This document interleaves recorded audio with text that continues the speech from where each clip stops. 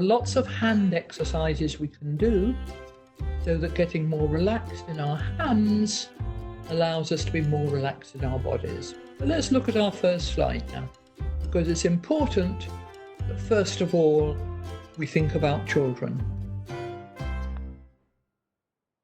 And if children don't get enough sleep, they're at risk of getting depression. Their behavior may well change. They may become more aggressive. They're certainly going to get more anxious. And then we find their impulse control changes. But if you don't have the energy, you can't control unwanted energy. And teachers report that sleepy children, they just can't concentrate. The other thing to remember with this, with children in school, is that sometimes, because children haven't slept very well, they've often gone without breakfast. And we tested this in a special project with children that were struggling with school. And we set up a breakfast club for them.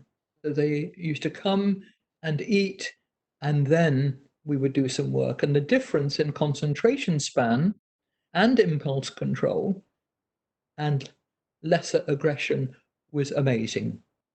So not enough sleep triggers other things, and we need to change those habits in children, otherwise it will go into adulthood. And once that's in adulthood, it is very difficult to change it. So let's just remind ourselves, what happens when we sleep? We tend to take sleep for granted. A lot of things are going on. Remember your dreams, and your dreams are often a way of processing material that's been buried in the past or even more recently, or we might even dream about our futures. But our memories are consolidated and stored, because those are the images and experiences we shall draw on in the future. If we get enough sleep, we can pay attention and we can concentrate. Our mental health's improved, as well as our physical health. And with the period of rest, our muscles repair and recover, and our metabolism is regulated. So sleep is very, very important. And current research suggests adults need 7 to 8 hours. I know sometimes people will boast that they don't need a lot of sleep. And one of our less pleasant prime ministers used to boast that too. She claimed she only slept 5 hours a night. And I always thought that if you slept a little better, you might have been a nicer person. So have a think about that. Don't skimp on sleep because you need to catch up with something else. It doesn't work. Okay. So let's look at what happens when we don't sleep. I think that first one at the top is so important, because our judgment can be impaired if we don't sleep enough. So if we're having to make decisions, if we're exhausted, we can't weigh those things up in a sensible and balanced way. Our reaction time is much more slower if we haven't had enough sleep. So it may cause us to have a car accident, to drop something, to cut ourselves, to break something. Our emotions are heightened if we don't sleep enough. So we may be more irritable, we may be angry, and we may be anxious. One interesting thing is that our immune system is suppressed. So there's an increased risk of illness. The sleep is also feeding our immune system. And something I didn't know till recently, there can be a release of more appetite stimulant hormones. So we may actually gain weight by not sleeping enough. So those are all reasons to have a good night's sleep. And let's look at what might happen in these sleepless times when we're getting anxious about these. Have a think about these for yourself and think, what does anxiety do for you? Or what does lack of sleep do for you? It may be one of these, maybe all of them.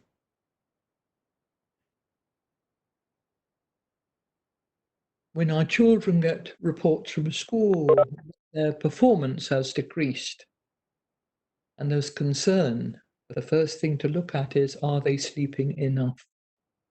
And it's often that teenagers need to sleep a lot more than 7 to 8 hours. Teenagerhood seems to be a time where there is like a sleep deficit. And I know we comment on children at the weekend staying in bed till midday, but maybe they just need to. Maybe they're restoring something in their own equilibrium. But the effects of sleep deprivation can change our mood, it can cause antisocial behavior, it can impair our decisions, it can affect our friends and our relationships. And as we said in the previous slide, it certainly affects both our appetite and our sense of body image. So all of those things can be affected. And because those are things that we tend to worry about, our anxiety gets greater. So we're starting to worry about our performance at work or school. We begin to worry that our friends might be critical, that we're so irritable. We start to worry that our decision making isn't actually of the best. So all of these things interplay with each other. So it is time that we start to do something about it. Just look at your hands for a moment. Have they tensed up, or can you keep them nice and relaxed? Just have your hands in front of you and turn them over and look at the backs of your hands as if you're seeing them for the very first time. What do you notice, I wonder? And then turn them over, palm upwards. And again, what do you notice? I always worry about that line that tells me how many children I'm going to have, because I think it says 15. These are the spin-offs from anxiety. And if you've got pencil and paper in front of you, would you just draw a very rough outline of a skull, like in picture number 1, where the skull is, and inside there are rain clouds? Just draw your own outline. And look at these 3 pictures across the top. One has got rain clouds, one has got a jigsaw puzzle where the parts don't quite fit together, and one has words anxiety, stress, and fear. Have a think about your own situation, and inside your outline, either write or draw, what goes on for you when you're feeling anxious. Are there depressive feelings if it's always cloudy, or is it like the puzzle that doesn't quite fit together? Is there stress about concrete things, or is there stress that might happen? It's always more difficult when we worry about something that we imagine could happen rather than something that is probably going to happen. And inside that third skull is important that it's got the word fear. And we're going to talk about how do we deal with fear, because feelings of fear can lead to other things. So do your own sketch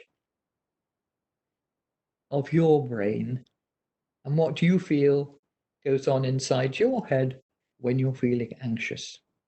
Write a positive word inside your skull to try and balance those negative images. What could be a positive word that you could use? Maybe hope, maybe love.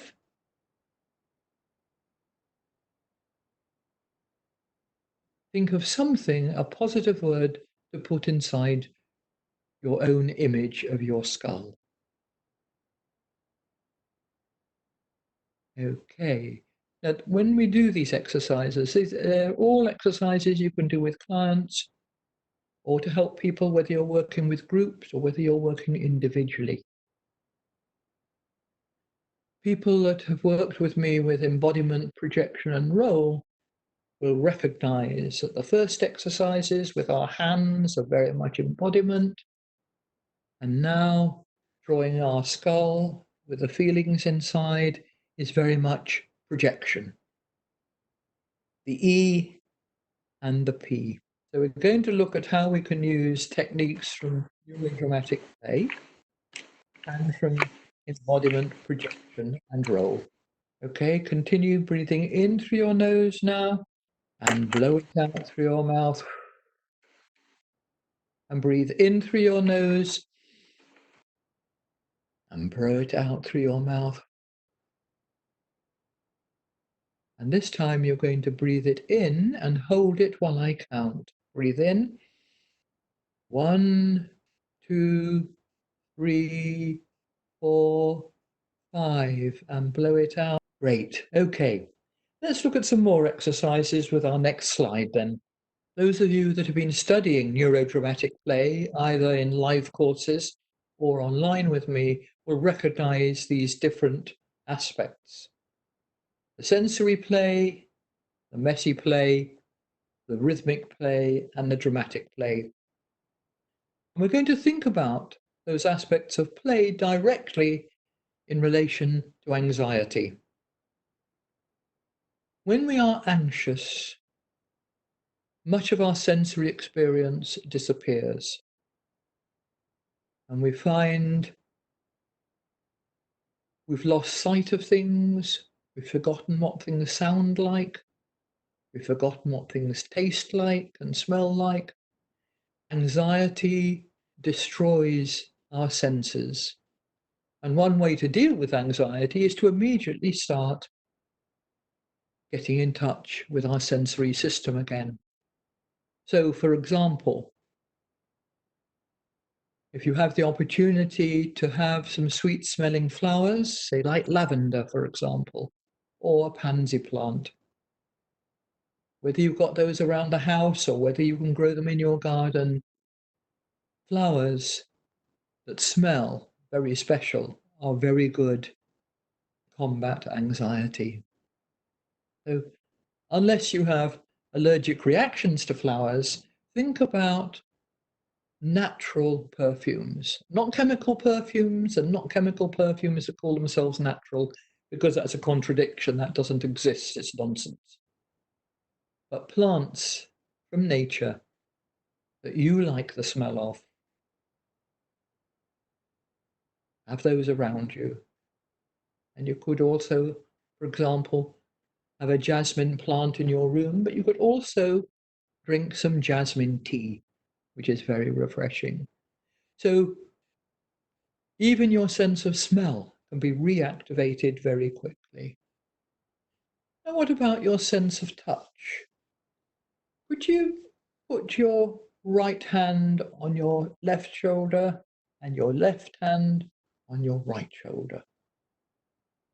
You can all do that, an embodiment exercise, and give yourself a hug.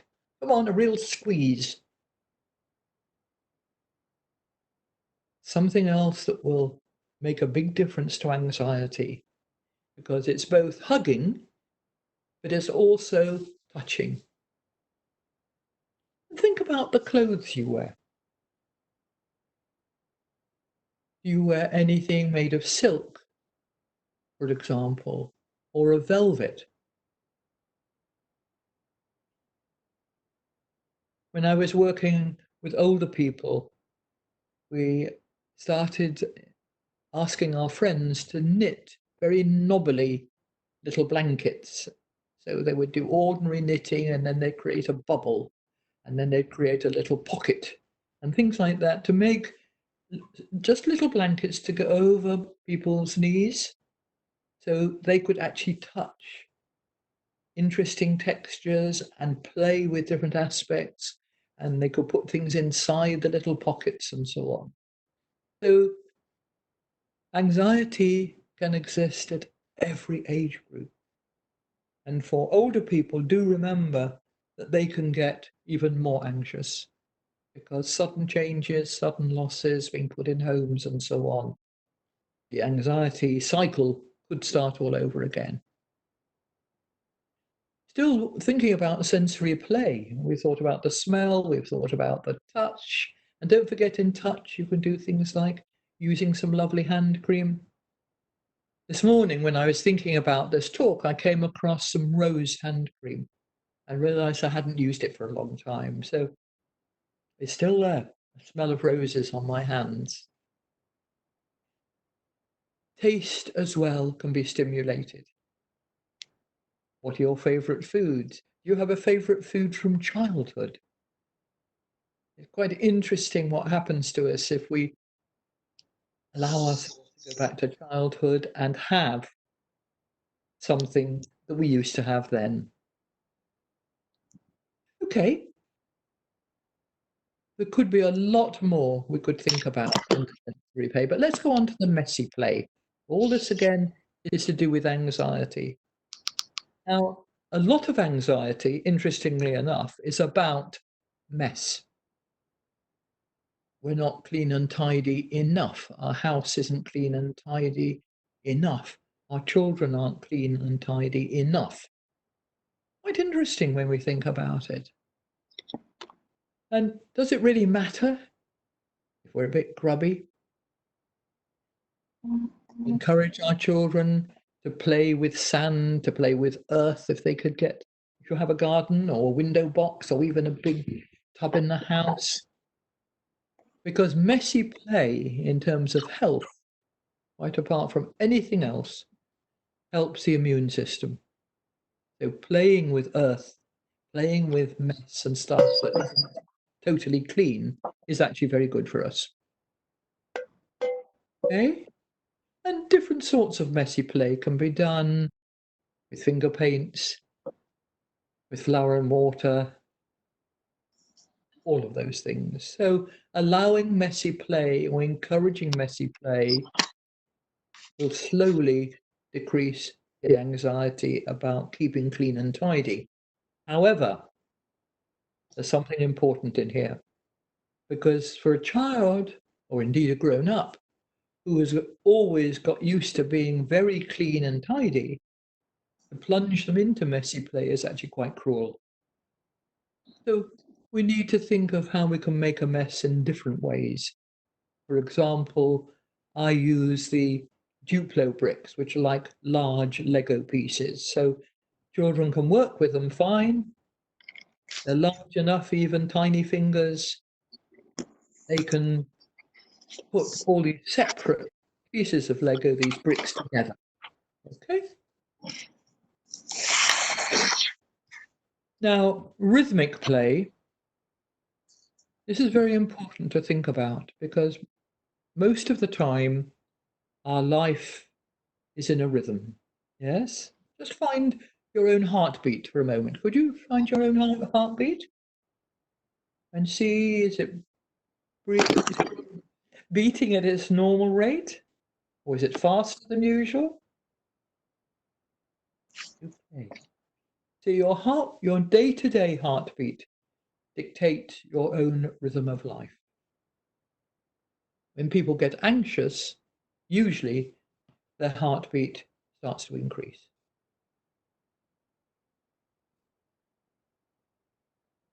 Now, people like Kelly Kelly Jordan, who worked Kelly Hunter, who wrote the book Shakespeare's Heartbeat, and she's working with a lot of children on the autistic spectrum.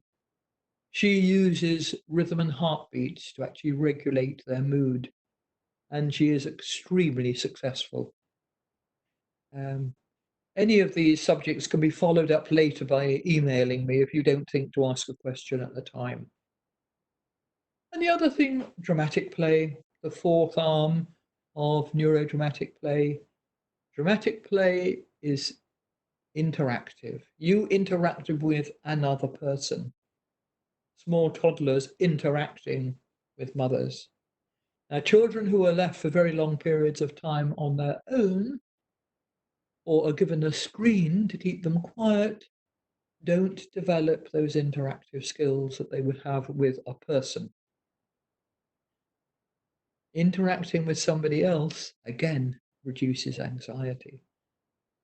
So there we have 4 very important and mainly very physical things to do with the body that will all help to reduce anxiety.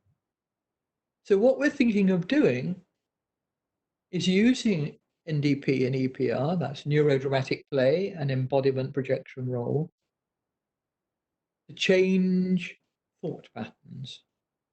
So we're interrupting the anxiety and we find it will change.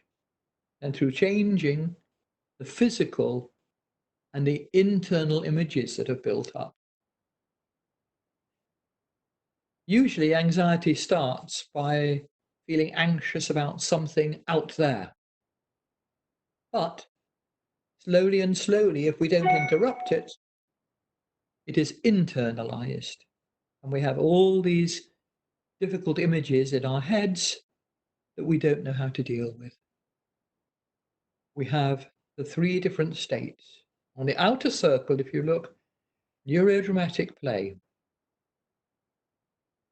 And in the very center, what we've just been talking about, sensory, messy, rhythmic, dramatic play. We see on the outer circle that neurodramatic play is primarily to do with attachment. What happens when we're very small? And we might need to revisit it if there are issues with attachment. But the outer circle leads from NDP to embodiment, projection, and role. And that's where we learn many things, but very importantly, we learn about empathy. Empathy helps us experience how somebody else is feeling. And if we're empathic, if somebody else is anxious, we get some idea of how they're feeling. So we don't start saying things like cheer up or pull yourself together, or really that's not important. If we're empathic, we have some idea about how the other person is feeling, and then we might be able to help them with it. We can join them rather than them feeling somehow inferior because we're not feeling anxious. Now, embodiment projection role leads on to the theatre of resilience, otherwise known as TOR, and that helps us to develop resilience, particularly through role play. So we saw that in the NDP, what was very important was dramatic play. In the embodiment projection role, we draw attention to the role play. But in theatre of resilience, we're talking about performance.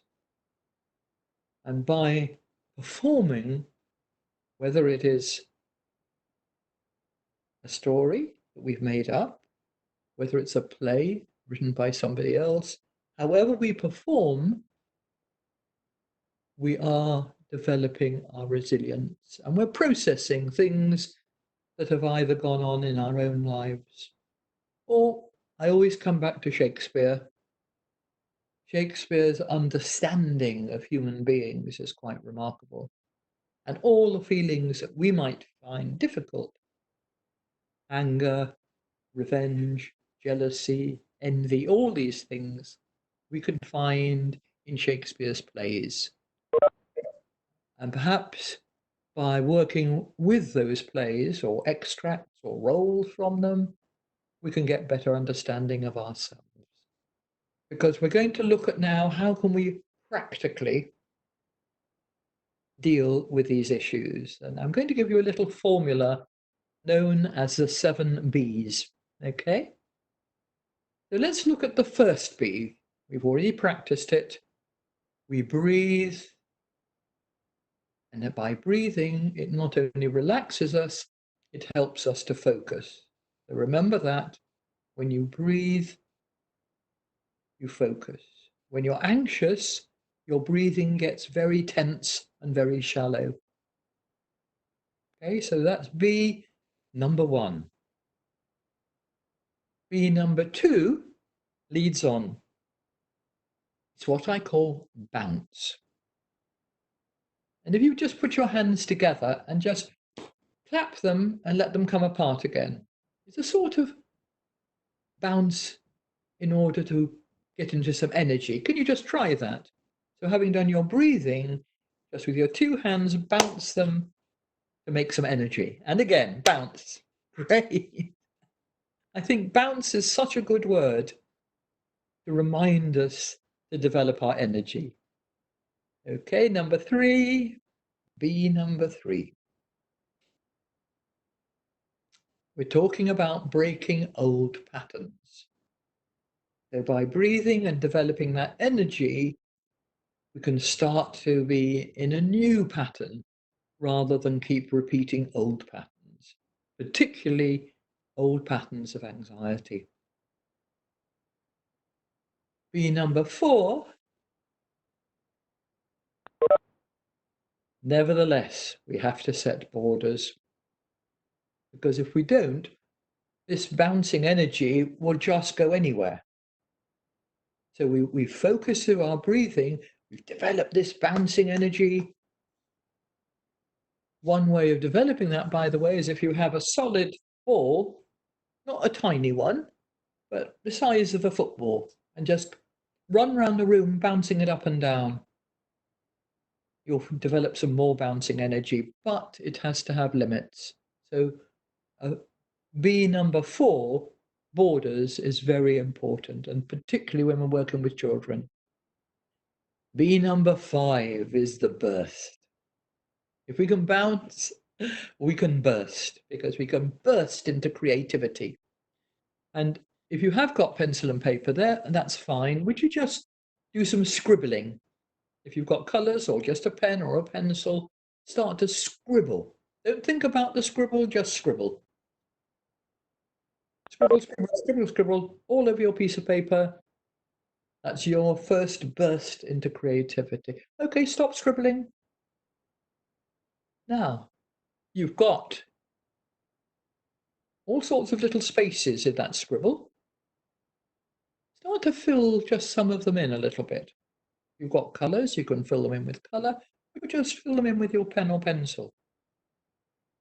So from your scribble, can you see a picture's beginning to emerge? Now, B number 6, the blip, is always important because it shows that we are human. Now, whenever we're going to do something, study something, create something, we always have a setback of some sort or another and go back to feeling anxious or low self-esteem again and so on. But the point is to just recognize that if we have a blip, we're being very human, because we'll soon come back to our creativity, which is what B number 7 is all about. We're going to blossom into change. So if we look now at those 7 Bs,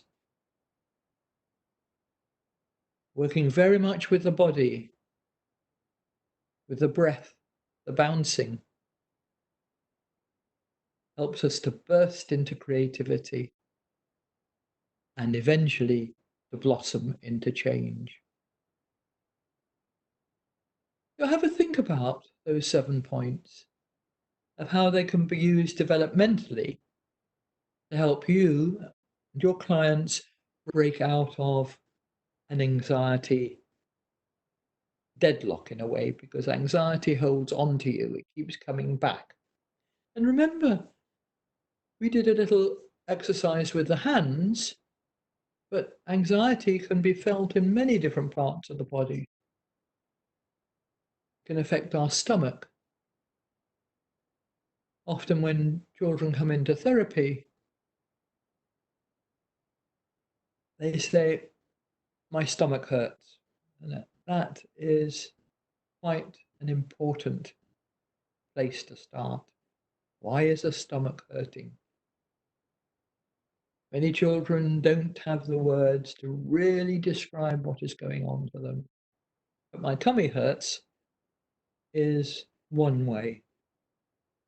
And of course, we have to acknowledge that Western scientists now are at last saying that how important the stomach is, and it's like your second brain. So anxiety can affect the stomach, our hands, it can affect our knees, it can affect our muscle tone, it can affect our face. How many people in that queue are frowning, pulling faces, looking very anxious? So we could do our bounce back just on facial expressions by lifting our facial expressions in different ways, going from turning the corner of our mouth down, and slowly turning it up again so the corners go up. Just try it quickly now. Turn the corners of your mouth down. Gosh, it makes you feel odd straight away, doesn't it? And now a very big smile. Turn the corners up. See how it can affect your mood straight away. Now, I don't know if anybody has seen the film Renaissance Man. And Renaissance Man was a few years ago now. It had Danny DeVito starring. Now, I mention this film now because there's a very important lesson in it. And the lesson is how Danny DeVito taught soldiers Shakespeare by them saying the Shakespeare while they were marching. It was very, very interesting. And we all get worried or anxious if we have to learn something or prepare for something, prepare for an exam, learn a lot of facts, learn a poem to read in class, whatever. If we learn something and move at the same time, people will find it's much easier to learn. And it's just a lovely example, and very funny example in this film.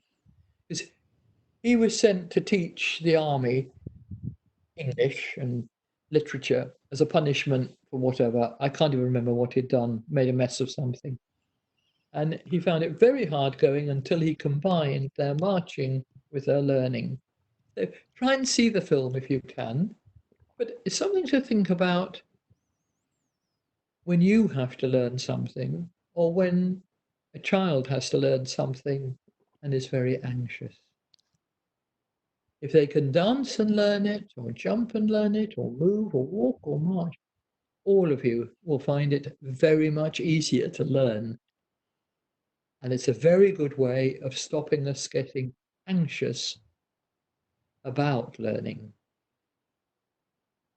Because the anxious child that starts school at 5 or 6 is already taking anxiety into the learning process.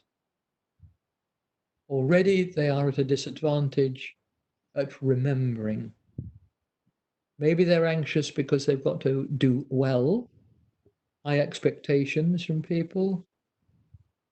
The child who has a lot of pressure on them to do well or to keep clean or not talk about family business that's private or not to do this, that, or the other is taking a whole nother dimension into their learning. Whereas the child who is learning through play, through experiments, through making a mess, through exploration, is not taking anxiety into the learning process. What I'm talking about is how being physically active in a very simple way helps us to learn something else. It's just a fact. And if we keep our body still and only this brain is working and turning over and repeating tables or whatever we have, whereas if the body is working at the same time, it's not a distraction. I'm not asking people to learn a new dance while they're learning a piece of mathematics. I'm suggesting they do something repetitive, which may just be skipping around the room, it may be marching, it may be doing a warm-up exercise, any of those simple, repetitive, and remember they're rhythmic, that actual learning something and retaining it is easier. So if you breathe again in through your nose,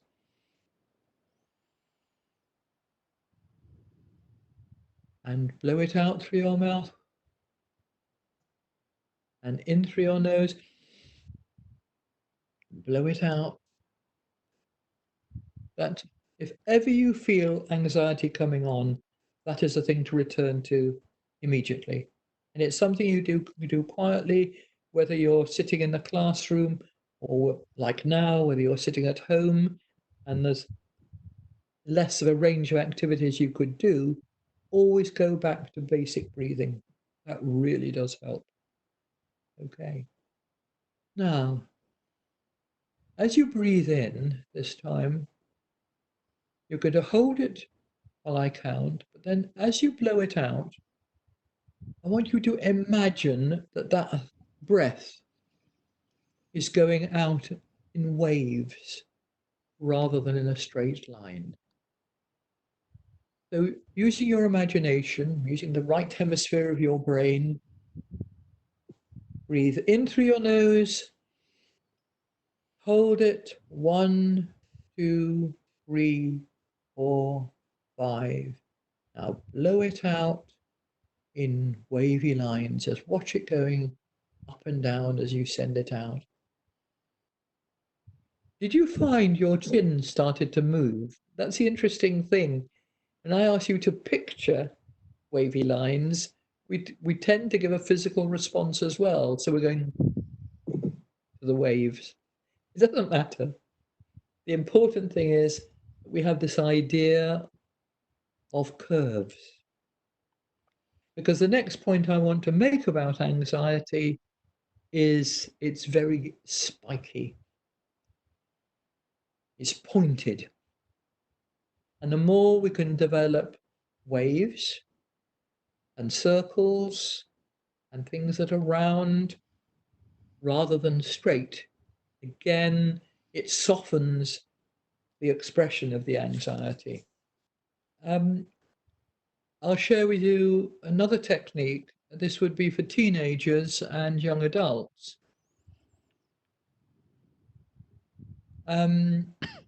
You use a row of chairs, one behind the other, and you name the chairs. But this is getting more into role work than into projective work.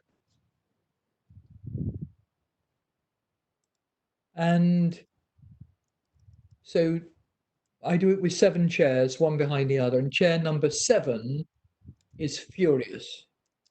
And then I get the group to tell me different stages of the progression of their anger. So sort of the number 1 chair was irritated. It was very important that the group, these were young adults and late teenagers, and they had a part in the creating of the chair thermometer. And once we'd created it, I said, right, would everybody now go and sit on the chair of where they feel now? And the whole group of 8 went to the furious chair. Nobody went on to any of the others, which was quite revealing, but quite extraordinary, because they also found it very funny that it was not even thinking time. They all just went to chair number 7. They were all furious. So we've discovered that the lockdown, one negative effect, has increased domestic violence. So yes, I think keeping in regular touch with people, not assuming they know we're there for them. And I think that's one of the phrases that I hate most is when someone says to me, well, don't forget, I am here for you. Sorry, I won't swear on this program, but it makes me so irritable. I want them to ring me up and say, are you okay today? Or do you want to Skype? Shall we talk? And just sharing with another person. Yeah, because we're living in a very anxiety-provoking time. It's not imagined anxiety. There are all these things going on. So I think we do need to keep it great in touch with people rather than less through technology. And with one friend, we're sharing poems at the moment. And so I send her a poem and then she reads it to me, and she sends me a poem and I read it to her. And if you can find, by the way, on social media, the Star Wars actor Patrick Stewart, he is reading a Shakespeare sonnet every day. And he's just in his own home. Sometimes he sits on the stairs, sometimes on the sofa, and he reads one of these very, very beautiful poems. Try and find them. The thing about poetry and anxiety is that poems, again, are a rhythm. And that is how it. And I'm also going to be putting more onto the website and more onto YouTube. Just keep a lookout. And any suggestions from you and any ideas and any feedback you want to send in would be very, very helpful. Thank you.